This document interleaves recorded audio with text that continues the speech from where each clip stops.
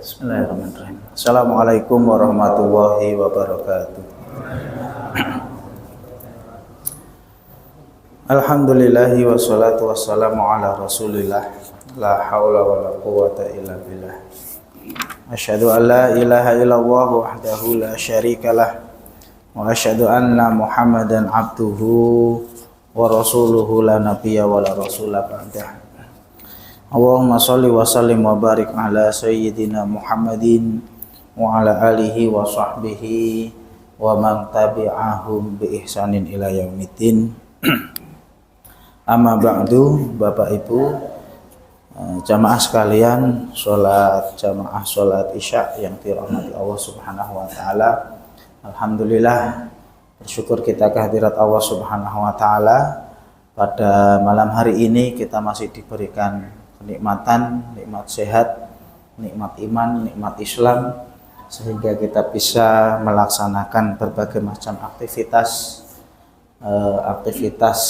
ibadah, amal ibadah kita. Alhamdulillah, pada malam hari ini kita bisa melaksanakan sholat Isya dengan berjamaah, kemudian dilanjutkan dengan kajian rutin setiap hari Selasa malam Rabu, dan alhamdulillah Allah juga memberikan kita untuk bisa melaksanakan aktivitas duniawi kita dari pagi. Alhamdulillah kita bisa bekerja untuk memenuhi kebutuhan keluarga, kemudian tidak lupa kita juga bekerja untuk akhirat kita.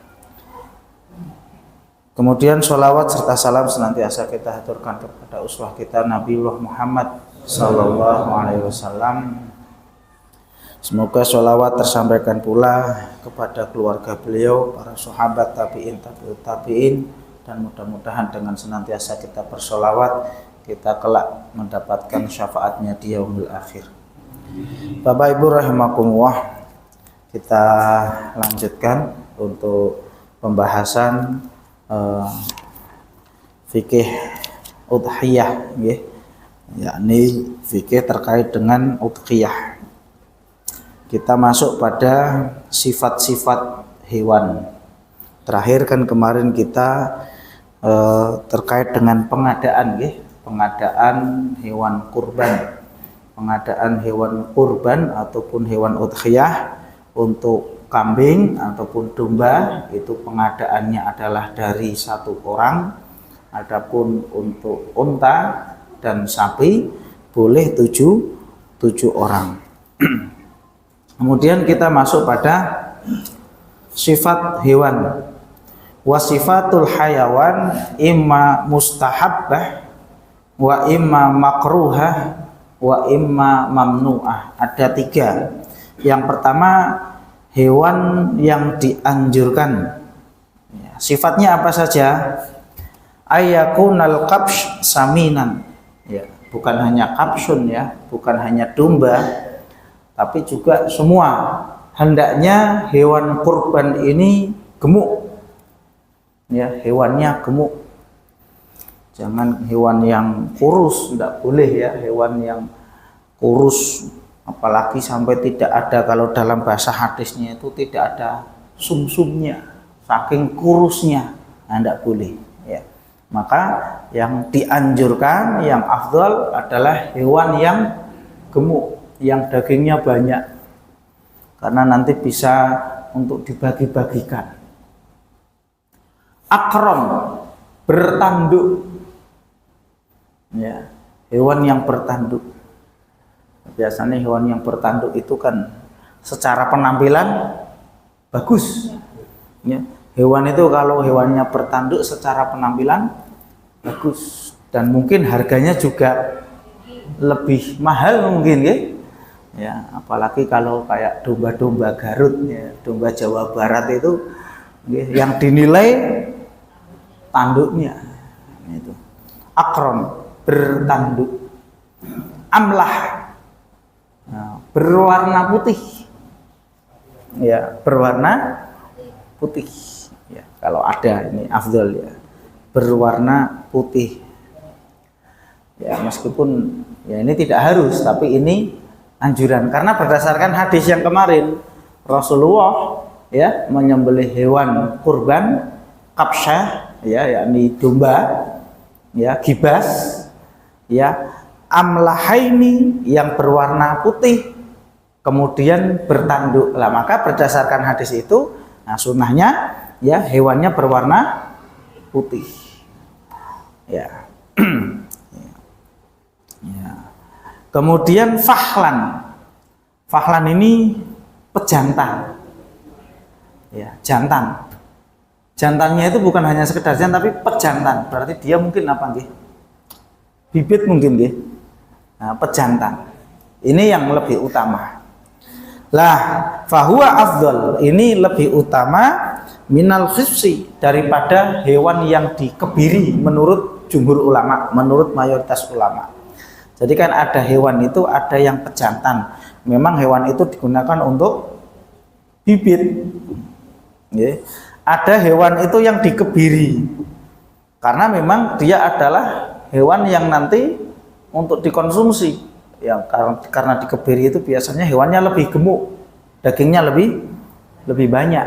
Nah, ini menurut jumhur hewan pejantan ya itu lebih utama daripada hewan yang dikebiri ya. Li hadis Abi Sa'id anna nabiyya dhaha bi kabshin aqran ya fahilin. Rasulullah sallallahu alaihi wasallam beliau berudhiyah dengan gibas, hewan gibas akron bertanduk fahil berwarna putih. Nah, niki hadisnya.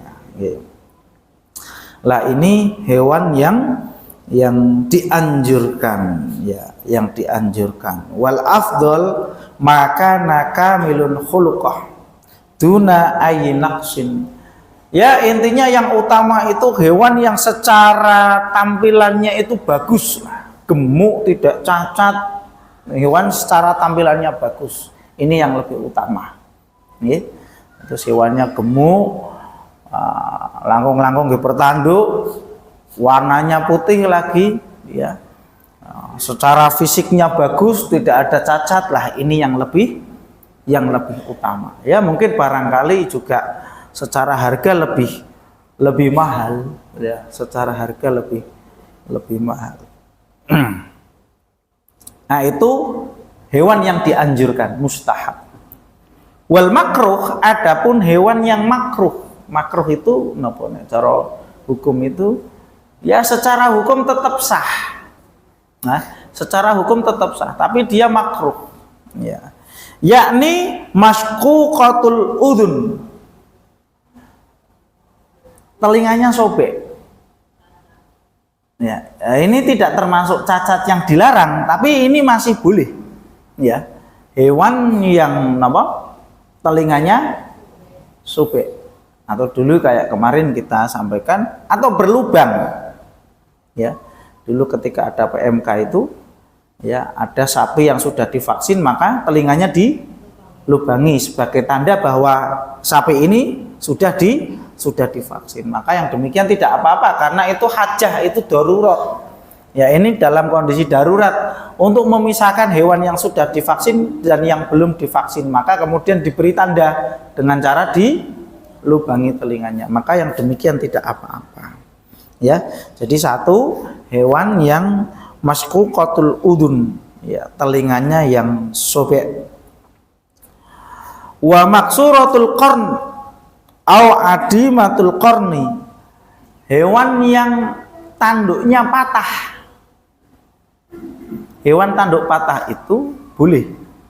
Ya, hukumnya tetap sah. Saya baca penjelasan dalam mazhab Syafi'i juga boleh, Imam An-Nawawi boleh.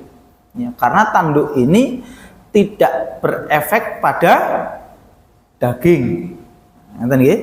Karena patahnya tanduk itu tidak berefek pada kualitas daging, maka tidak apa-apa. Ya hanya saja ya makruh. Kalau ada yang utama yang sempurna tanduknya malah lebih bagus. Ya. Tapi kemarin ada yang tanya, sudah beli kambing, ya. Lah kemudian kambingnya itu tarung, kemudian tanduknya patah, padahal pun dibayar niku. Mas Rozi niki pripun niki kula niku pun tumbas mendo kagem kurban kambingnya tarung. Lah terus kambing kula niku tanduke patah. Sah napa mboten? Maka kemudian saya membaca penjelasan para ulama, sah, boleh hukumnya ya. Tanduknya patah. Au adimatul qarna, atau hewan yang malah tidak bertanduk. Kan ada sebagian hewan mungkin tidak ada tanduknya ya. Ya lembu atau sapi tidak ada tanduknya. Nah, itu tidak apa-apa. Boleh. Ya, ini tidak masalah. Ya. Patah tanduknya sebagian mungkin atau ujungnya tidak masalah, ya, diperbolehkan secara hukum tetap sah, atau hewan yang tidak ada tanduknya juga boleh ya, ini juga sah. Okay. Bahkan kemarin saya kok lihat ada video ada varian sapi baru katanya. Sapinya gemuk, budi-budi, malah nggak ada lehernya saking gede gitu ya. Lah itu nggak ada tanduknya. Memang itu mungkin sekarang kan zaman teknologi bisa dikawinkan silang sehingga kemudian muncul jenis baru, sapi jenis baru. Lah niku sapinya niku gemuk ya, sapinya itu gemuk tapi tidak ada tanduknya. Nah, tapi secara kualitas dagingnya bagus. Nah, maka ini yang demikian tidak apa-apa.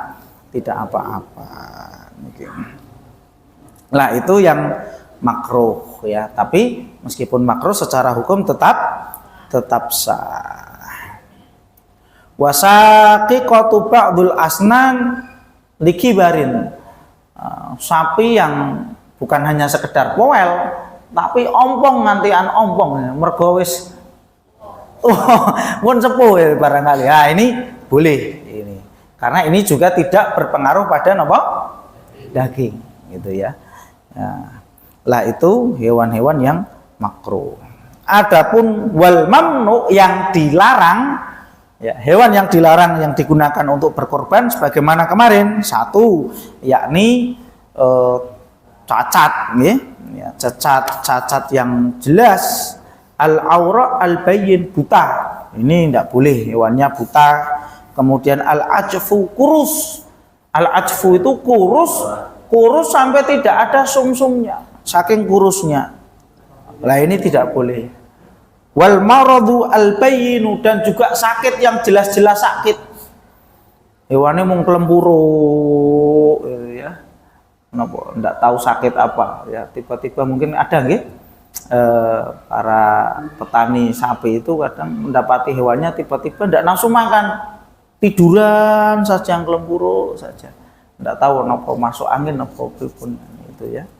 Oh alam. Lah itu jelas-jelas sakit. Jadi buta ya, jelas-jelas buta.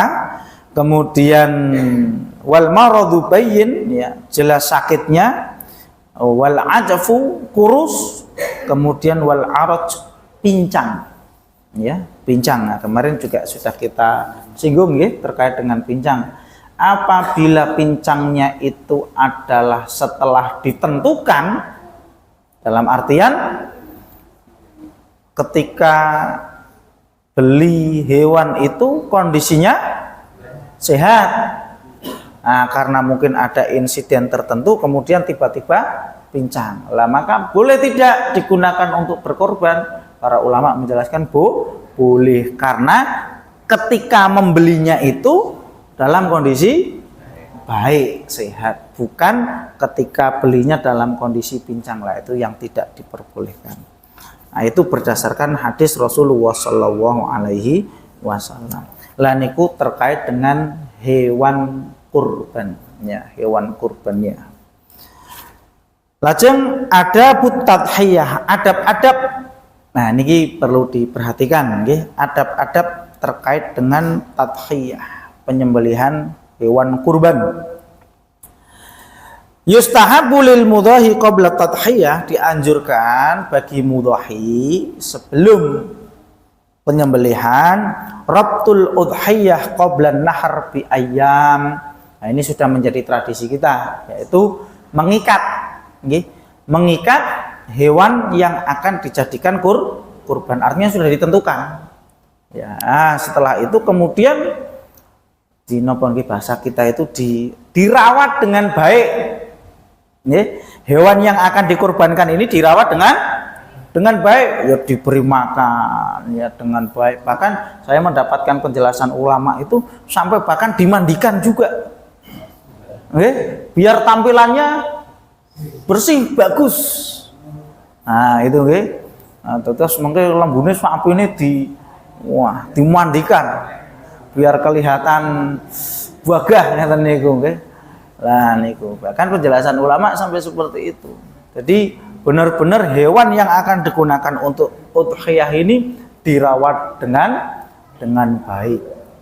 Ya dari diberi makan ya, istidadan lil qurbah, ini sebagai bentuk persiapan. Terus memang ditentukan ini hewan yang akan saya jadikan untuk kurban, untuk udhiyah, maka hewan ini harus berupa hewan yang baik ya, kualitas dagingnya bagus ya, secara penampilan juga baik. Lah niku termasuk bagian dari adab nggih. Lah hanya saja mungkin kan kalau kita niki kan tumbas lembu lah, lembunya dititipkan ke orang lain kan gitu. Nah, maka nanti ya panitia bisa ya mencari penjual hewan yang sekiranya amanah. Ngerti nggih? Nah, yang amanah itu dalam artian kan biasanya ada fasilitas pemeliharaan. Beli hewan kurban nanti dipelihara sampai hari H. Artinya benar-benar dipelihara, benar-benar dirawat dengan baik. Jangan sampai nanti setelah dibeli wis payu, wis jarno wae, ini jangan, tidak boleh. Maka ya kita kan juga tidak tahu nggih. Kita mboten ngertos niki pembeli ini amanah napa mboten. Lah ini maka nanti harus ada seleksi ya. Biasa niki nek musim-musim ngeten niki lak nggih kathah nggih sing sadian napa hewan-hewan kurban sing waune setiap harinya nggih biasa-biasa mawon ya, menjelang hari raya Idul Kurban, Idul Adha semuanya profesinya ganti jual. Masih ini profesi ini musiman ya. Lah maka monggo menika mencari ya para penjual hewan kurban yang amanah. Yang amanah. Lah niki penting ya, untuk menentukan itu. Nah, kemudian tadi nggih dipersiapkan dengan baik ya, diikat dengan baik, artinya dirawat dengan baik. Kemudian wa yustahabbu lil mudhahi fi halatil tadhiyah. Bagi mudhahi, bagi orang yang berkorban, ayut baha binafsihi in qadara alaihi. Menawi saged niki menyembelih sendiri. Nggih, menawi saged itu sunahnya itu yang berkorban itu yang menyembelih.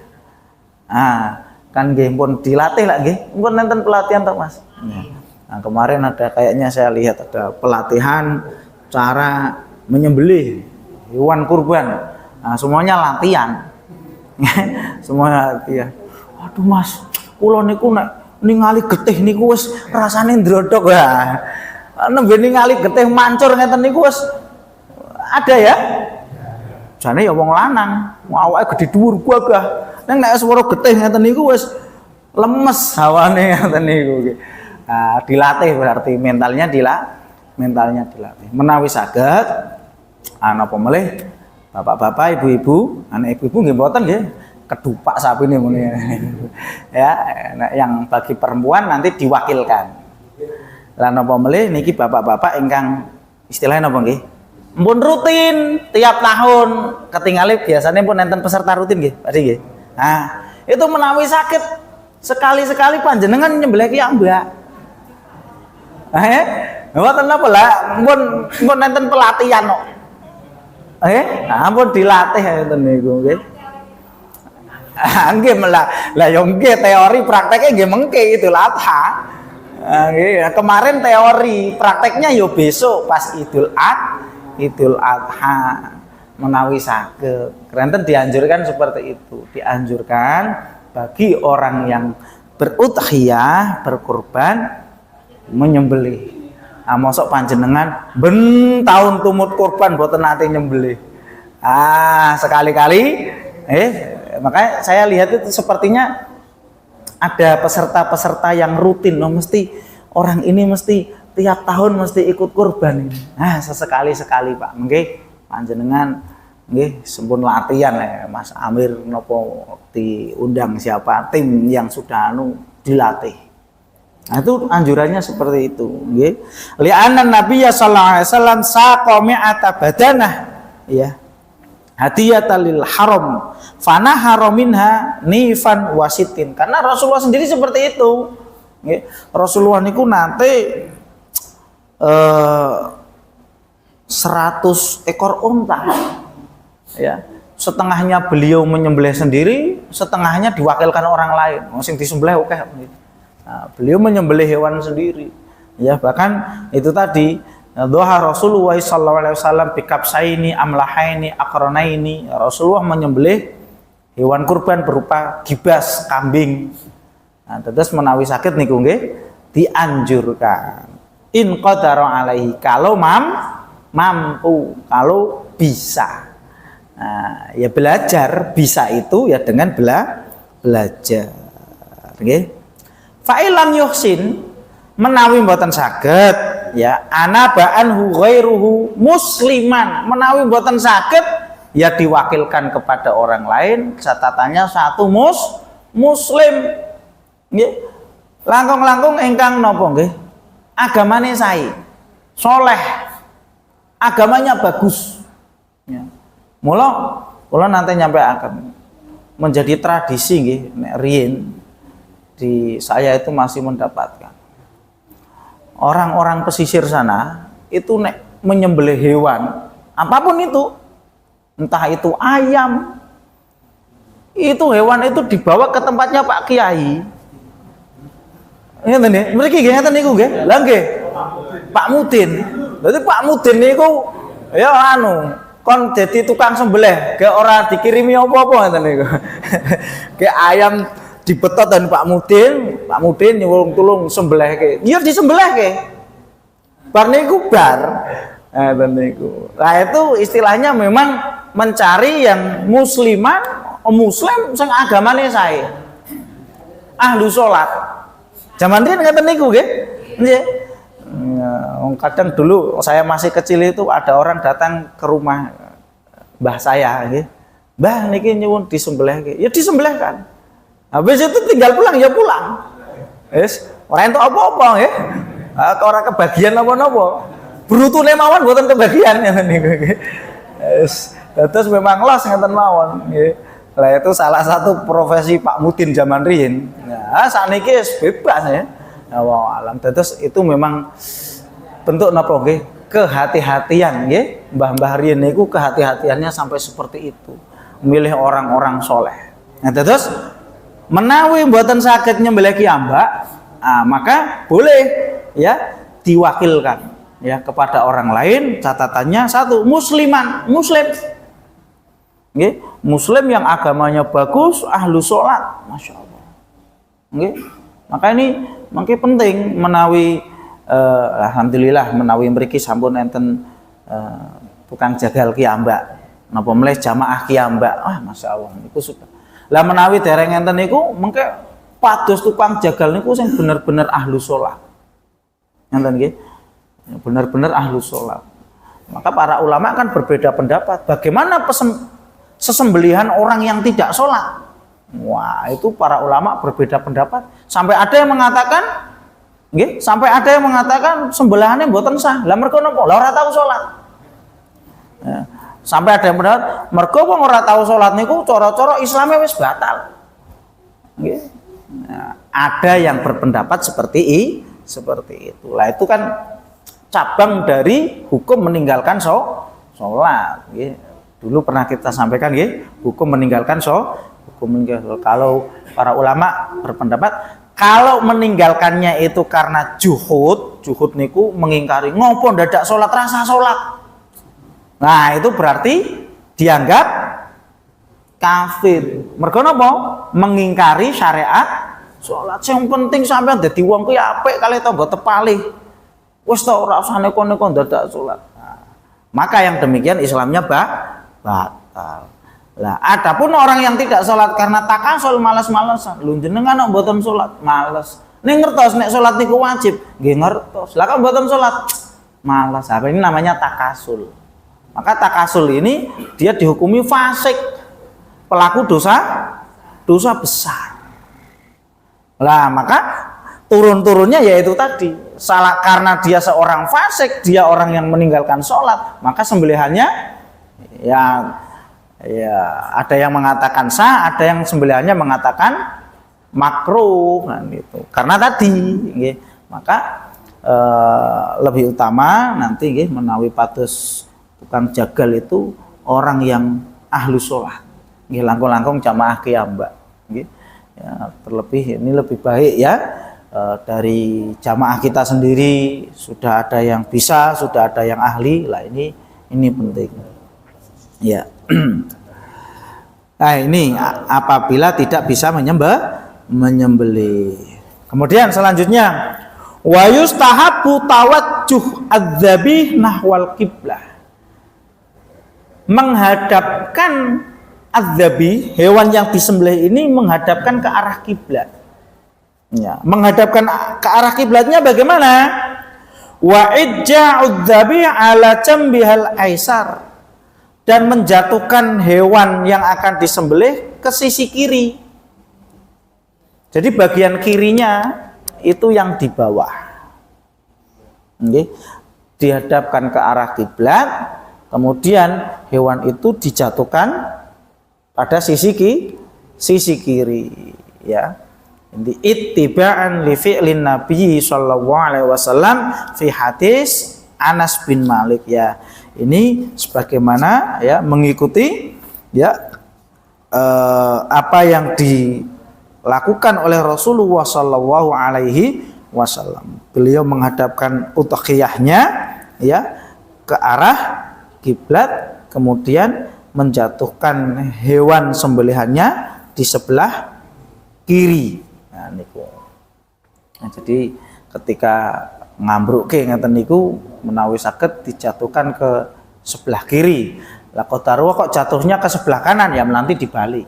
Ya tinggal nanti dibalik, kemudian dihadapkan ke arah.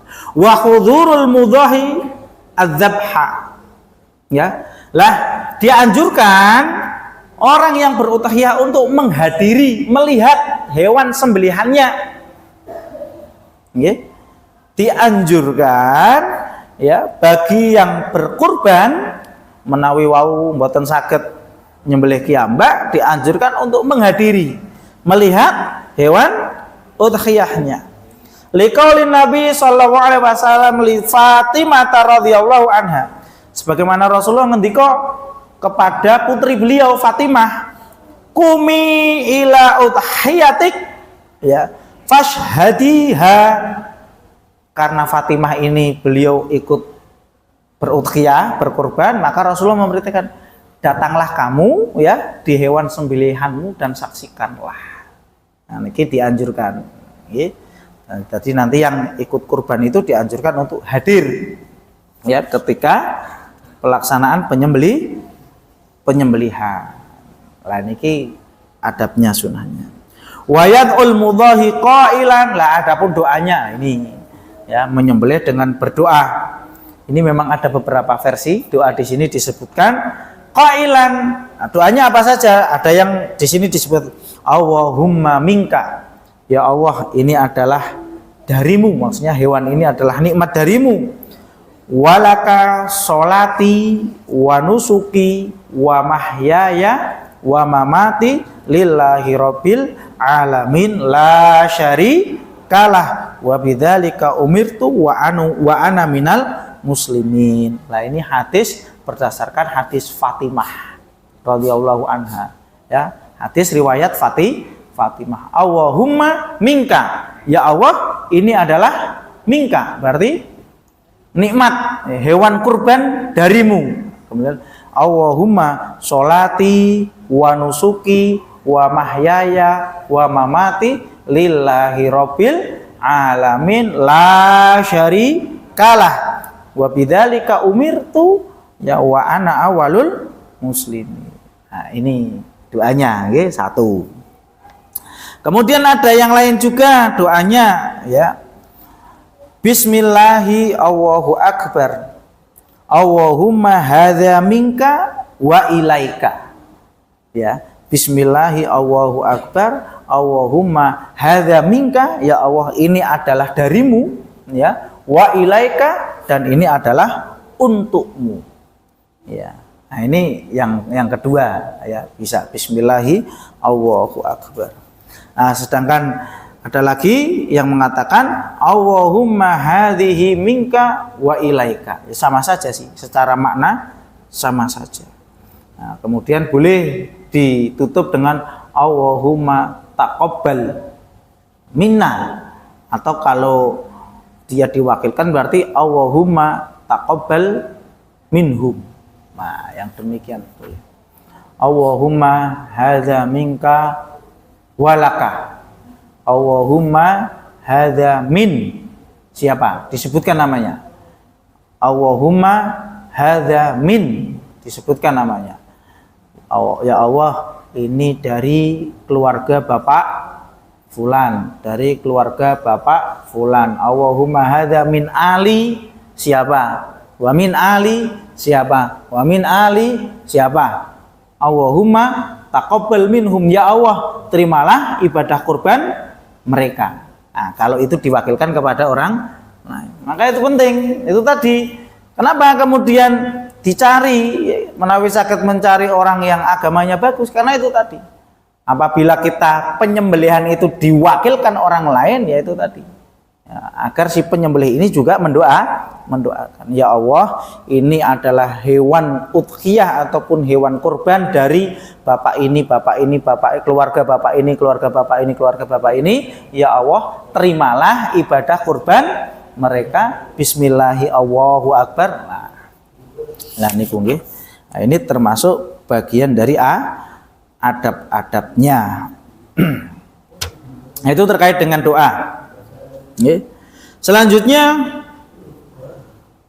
waqalal jumhur, dan mayoritas ulama berpendapat yustahabbu li muridit tadhiyah idza dakhala alaihi asyra dzilhijjah alla yahlika sya'rahu. Dianjurkan niki menurut jumhur mayoritas ulama, bagi orang yang akan melaksanakan ibadah kurban. Bagi siapa? Orang yang akan melaksanakan ibadah kurban apabila memasuki 10 hari pertama di bulan Zulhijjah. Ya. Alla yahliqa sya'rahu, dianjurkan untuk tidak memotong rambutnya. Termasuk kuku-kukunya. Nah, terus sinten niki ingkang nggadhahi niat. Harusnya kemarin nggih, kita masuk hilal itu Sabtu nggih. Nggih, Sabtu. Nah, Sabtu itu kita masuk tanggal 1 Zulhijjah. Hari Sabtu berarti Jumat malam Sabtu itu sudah masuk tanggal. Nah, kalau kita niat ingin melaksanakan ibadah kurban, maka masuk bulan Zulhijjah itu nanti sudah napa? Ini napa nggih? Larangan, tapi larangan ini tidak harus. Hanya sekedar sunnah. Sunnahnya tidak memotong rambut dan juga tidak memotong kuku. Nah, sebagian ulama juga mengatakan kumis. Hikmahnya nopo? Disebutkan oleh Imam An-Nawawi ya dalam kitab Al-Majmu' Syarhul Muhadzab. Hikmahnya agar anggota tubuh ini ya rambut, ya kuku ini biar tetap, biar lengkap, dan diharapkan nanti kelak di akhirat ini terbebas dari api neraka.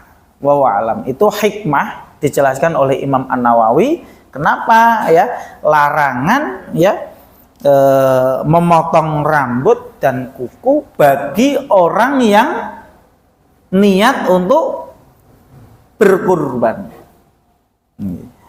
Sebagaimana hadis dari Ummu Salamah radhiyallahu anha, anna Rasulullah sallallahu alaihi wasallam qala, idza ra'aitum hilaladzil hijjah, apabila kalian melihat hilal di bulan Zulhijjah, berarti masuk tanggal 1 Zulhijjah, wa arada ahadukum ayyudhiya, dan kalian ingin berkurban, berarti kan ini berkurban ini niatnya sudah jauh-jauh hari. Wah, sok sasi ngarep aku tak kurban. Nah, berarti kan niatnya udah jauh-jauh hari. Maka nanti kalau masuk bulan Zulhijjah, kata Rasulullah, fal yumsik an sya'rihi wa atfarihi, hendaklah dia menahan dari memotong rambut dan kukunya. Nah, cuma ada sebagian ulama yang lain menjelaskan, yang dimaksud tidak boleh memotong rambut dan kuku itu adalah hewannya. Jadi tidak boleh motong rambutnya hewan atau bulunya hewan. Tidak boleh memotong kukunya hewan yang akan dijadikan sembelih. Ada sebagian ulama yang berpendapat seperti itu. Tapi kata ulama, ini adalah pendapat yang gharib. Gharib itu pendapat yang asing. Karena di sini jelas, apabila salah seorang kalian melihat hilal, ini kan berarti yang melihat hilal orangnya. Kemudian nggak ada niat ajeng nindakaken ibadah kurban, maka hendaknya dia menahan dari memotong rambut dan kuku. Nah, maka ini dikembalikan kepada rambutnya orang yang mau berkorban, kukunya orang yang mau berkorban, bukan rambutnya hewan yang akan dijadikan kurban. Wa a'lam bishawab. Niku nggih, tetes memang ada perbedaan pendapat terkait ini. Ada yang mengatakan itu, dan ini mayoritas jumhur nggih, mayoritas ulama mengatakan orangnya, sehingga ada niat niku wau hendaknya tidak memotong kuku terlebih dulu. Sampai kapan? Sampai hewan udhiyahnya disembelih. Mula kadang sok kula nalika ditelepon, karena di pondok itu bukan hanya hari pertama nggih. Hari-hari tasyrik itu juga menyebut ditelepon niku. Pak Ustaz, mendene kula pun disembelih napa dereng? Wah ngapunten dereng. Waduh, lah niki kula pun ajeng potong kuku. Mengke jatahe jenengan hari kedua. Waduh, nambah berarti. Sampai kapan? Sampai hewan udhiyahnya disembelih. Ngoten nggih. Nah, itu nek nyembelihnya sampai 3 hari berturut-turut ya. Alhamdulillah nek menawi mriki kan sehari saja nggih. Artinya sehari saja selesaikan semuanya, maka nanti yang ikut udhiyah, yang ikut korban baru boleh potong rambut, potong kuku. Terus ini hanya sekedar anjuran. Sunnahnya seperti itu. Kemudian Bapak Ibu rahimakumullah, terkait tauzi niku pembagian, ya, terkait dengan pembagian hukmul akli minal udhiyah wa tauzi' lahmiha, hukum memakan hewan udhiyah dan pembagian daging. Ittafaqal fuqaha ala jawazil akli minal udhiyah, ya, ghairul mangdurah.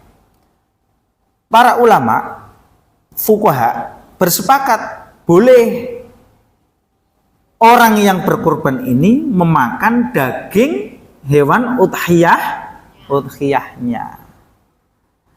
Ya.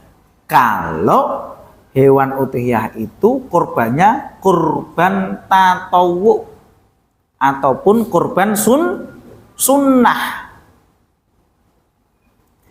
Adapun korban nazar, kemarin yang kita jelaskan, tidak diperbolehkan. Ini menurut mazhab Syafi'i.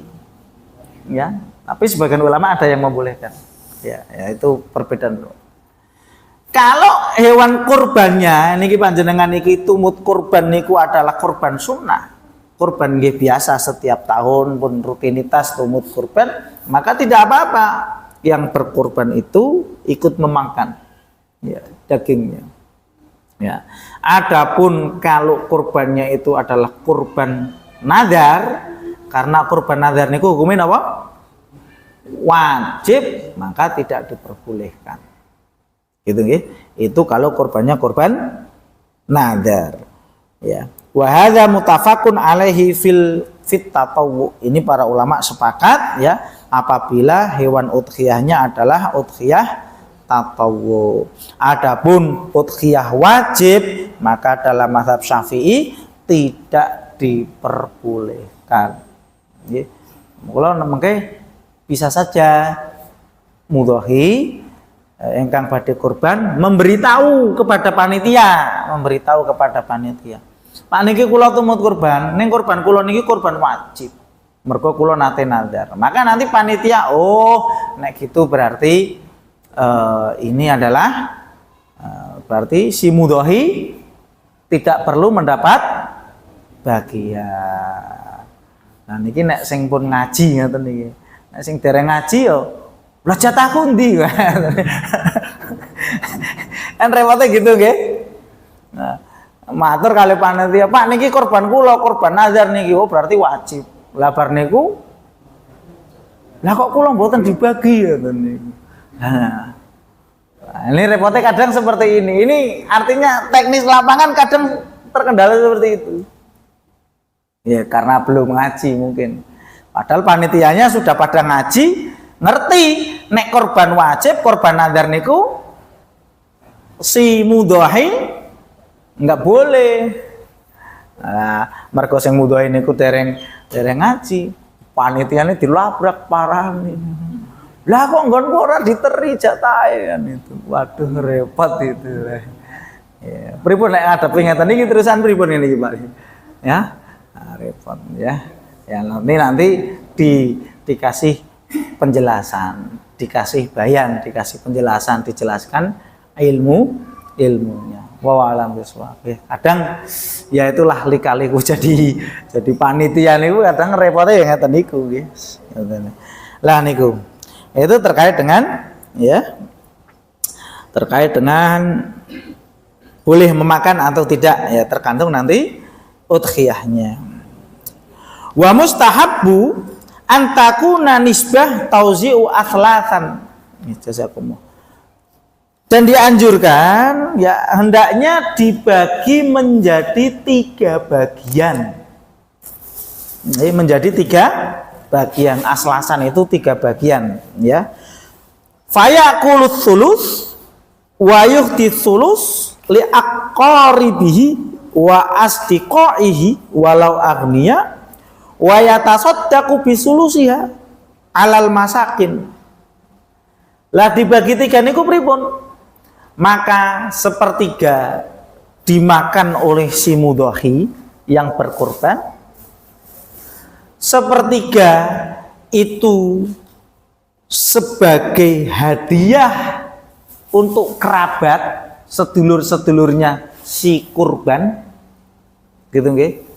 Sedulur meskipun agnia, meskipun orang kaya, nggih. Karena memang kurban ini semuanya dapat, yang miskin dapat, yang kaya juga dapat. Nggih. Wasulus yatasaddaqu bisulusiha alal masakin, dan yang 1/3 diberikan, disedekahkan kepada fakir miskin. Dalilnya apa? Wonten surat Al-Hajj. Nah, mungkin ini dalil pembagian daging ini bisa mengacu wonten surat Al-Hajj ayat 36.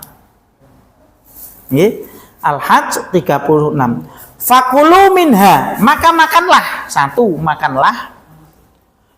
Wa at'imul qana'i, dan berikanlah makan kepada orang-orang yang berkecukupan. Berarti ini orang-orang kaya. Ya, dia sudah berkecukupan. Wal mu'tar, dan orang yang meminta-minta, ya ini orang-orang miskin. Wonten surat Al-Hajj ayat 36, nanti sakit mengacu dalam ayat itu. Lah ini jadi terus tidak hanya untuk orang miskin semua, ndak.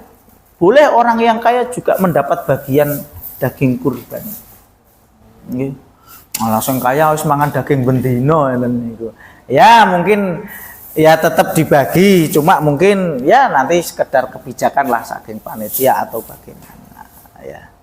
Mungkin ada selisih antara yang yang kaya dengan si miskin, dikarenakan mungkin si miskin ini mangane daging mung ya pas nalika bakdo besar tokan itu kan. Ada sebagian kaum muslimin makan dagingnya ya ketika itu. Maka ini fakulu minha, makan, si mudhahi itu makan, wa at'imul qana'i, berikan kepada orang-orang yang sudah berkecukupan, wal mu'tar, dan diberikan kepada orang yang minta-minta. Nah itu. Nah, terus boleh dibagi menjadi 3. Napa niku aturan baku mboten? Apakah itu aturan baku mboten? Menawi mudhahi mboten mundhut bagian tidak masalah. Mun kula pasrahke mawon kalian panitia, kajengi panitia sing bagi, kula mboten usah. Tidak masalah. Kan itu. Lah boleh tidak lebih dari sepertiga juga tidak masalah. Nggih. Seumpami ya mengambil lebih dari sepertiga, dia sudah mendapat, kemudian dia meminta lagi untuk diberikan kepada sederek-sederek, juga tidak masalah. Itu ya. Semisal, maka ini panitia nanti juga jangan terlalu kaku juga nggih. Karena ini boleh disedekahkan kepada kerabat niku seumpami kasusnya ngeten. Si mudhahi mun angsal jatah niki jatahe panjenengan ingkang tumut kurban. Lajeng mudhahi matur, Pak panitia, kula nyuwun nggih, mangke kagem sederek kula beberapa mungkin bungkus plastik atau mungkin sepertiga bagian, boleh juga. Ya, maka di situ boleh. Ya. Ya, cuman nanti ya nek secara syar'inya sih boleh ya. Cuman nanti juga harus apa ya jangan terlalu anu juga. Mosok dijaluk kabeh lah ngene sing panitiane ajenge pemerataan kan gitu ya. Ya artinya juga sama-sama pengertian. Ya, karena ada Pak kasus lapangan seperti itu. Ya, saya dapat cerita itu panitiane mangkel lho. Mangkel mergo niku mun angsal bagian iki ambak, kayak ngono njaluk neh. Lah miturut panitia ora oleh itu. Padahal berdasarkan ini boleh. Karena apa? Bisa saja si mudhahi ini memberikan hadiah kepada kerabat, kepada sedulur, kepada asdiko, tidak masalah. Ini, hanya saja kan memang ini karena penyembelihannya diwakilkan oleh panitia ya nanti juga napa nggih? Ya jangan kaku-kaku, si mudhahi juga jangan terlalu banyak-banyak. Oh, jatahku tak jaluk kabeh wae yo. Nah, ini juga ya artinya ada sisi anu lah ya, saling pengertiannya lah ngeten nggih. Ada saling pengertiannya. Dados niku, dados sepertiga itu aturannya tidak baku, nggih. Nah, itu terkait dengan tauzi ataupun penyaluran. Kemudian ini masih ada 2 poin lagi.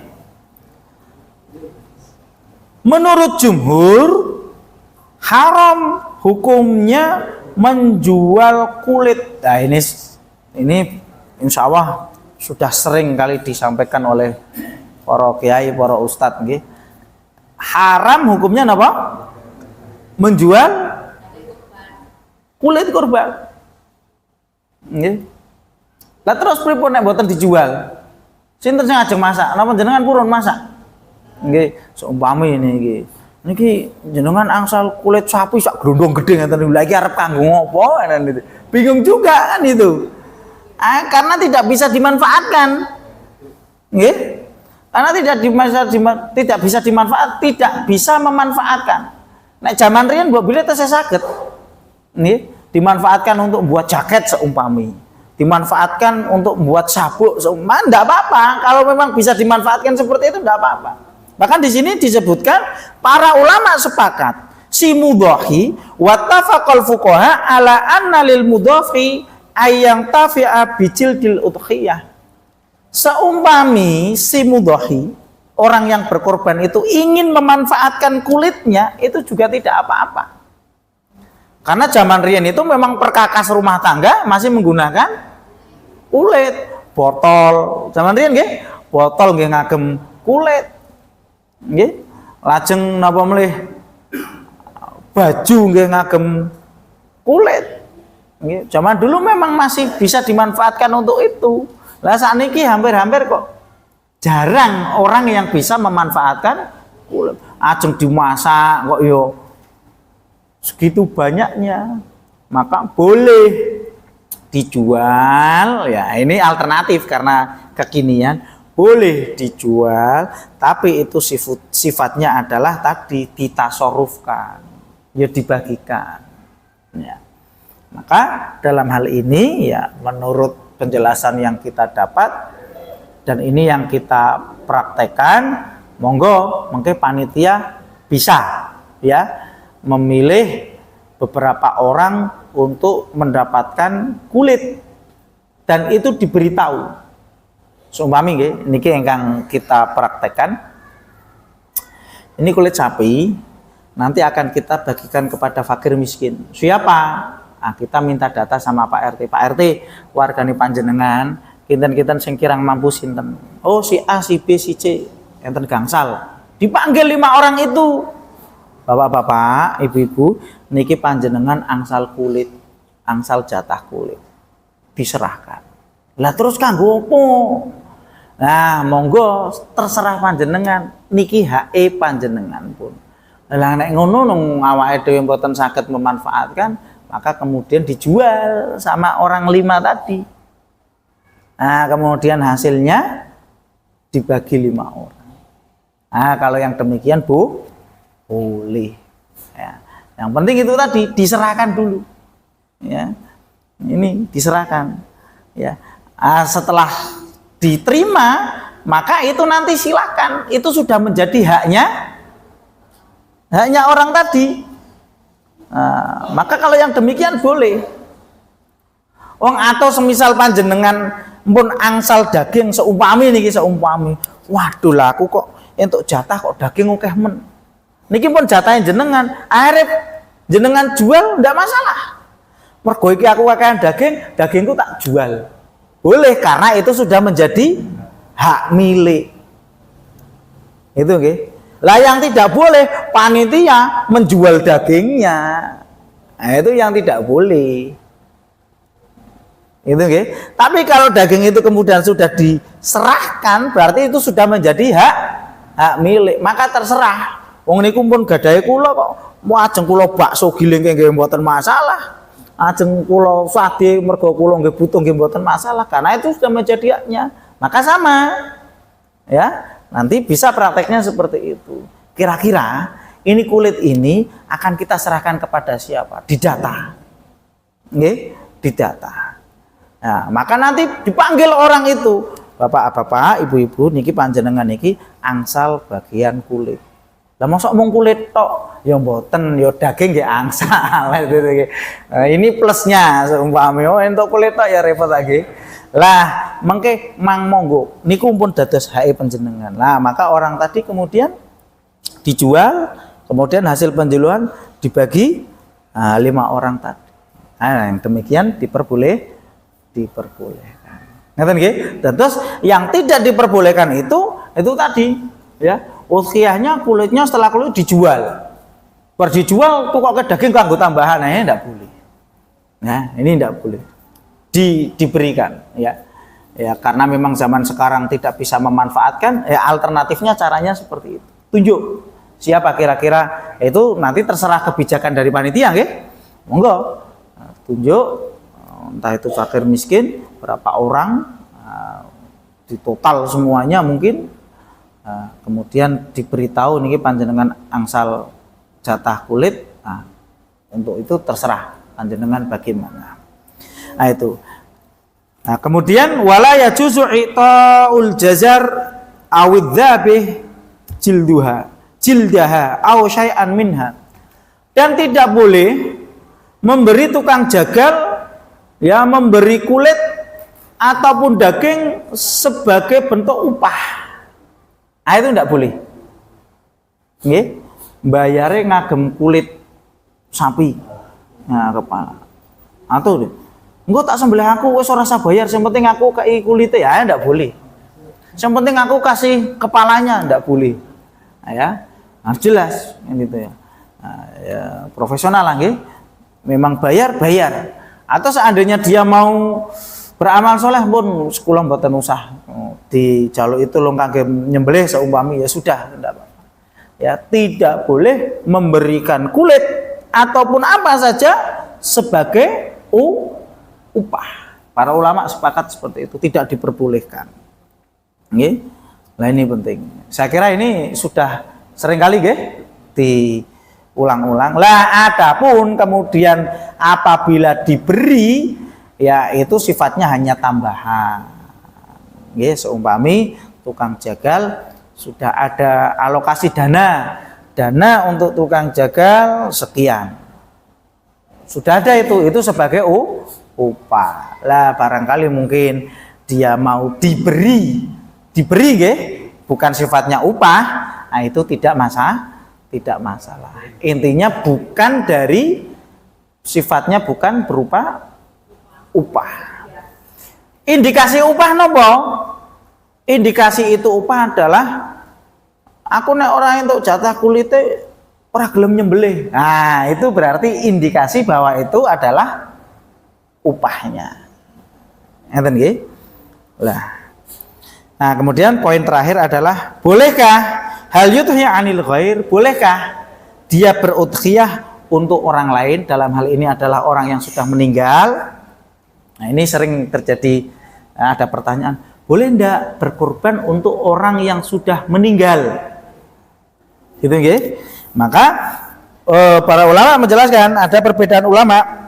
Ajazal Hanafiyah wal Hanabiyah al-udhiyah anil mayyit wa yatasaddaqu biha ka udhiyatil hayy. Boleh menurut Hanabilah boleh nggih kula niat udhiyah kagem bapak ibu ingkang sampun sedo. Yang demikian diperbolehkan. Sedangkan menurut Syafi'i tidak boleh kecuali kalau si mayit pernah berwasiat so ibu-ibu nggadahi niat pengin kurban. So nek ibu wis ora eneng tulung dikurbanke. Berarti ini wasiatnya orang tua. Maka yang demikian kalau itu bentuknya wasiat menurut Syafi'iyah boleh. Tapi kalau tidak pernah wasiat menurut Syafi'iyah tidak diperbolehkan. Ya ini sekali lagi para ulama berbeda pendapat dalam hal ini. Lah baiknya bagaimana? Wallahu a'lam. Yang saya ketahui lebih baiknya bagaimana? Ngambil jalan tengahnya. Jangan mengkhususkan. Jangan mengkhususkan, tapi diikutkan, diniatkan saja, diikutkan. Oh, ini saya ikutkan bapak ibu saya yang sudah meninggal bagian dari kurban ini. Sehingga semuanya dapat. Yang masih hidup ya dapat pahalanya, yang sudah meninggal juga sudah dapat pahalanya. Tapi kalau mengkhususkan, nggih khusus kagem si mayit tok. Nah, niki, maka nanti ini jalan tengahnya karena tadi baru jangan mengkhususkan, tapi diniatkan bahwa si mayit itu juga diniatkan, ya Allah, kula niatkan bapak ibu sederek yang sudah meninggal juga mendapatkan bagian pahala dari hewan kurban ini. Ngeten nggih? Nah, itu memang sekali lagi para ulama berbeda pendapat. Wallahu a'lam bishawab. Mekaten Bapak Ibu rahimakumullah, ya, selesai terkait dengan pembahasan fikih udhiyah. Ya, mudah-mudahan nanti udhiyah kita ini ya diterima oleh Allah Subhanahu wa taala.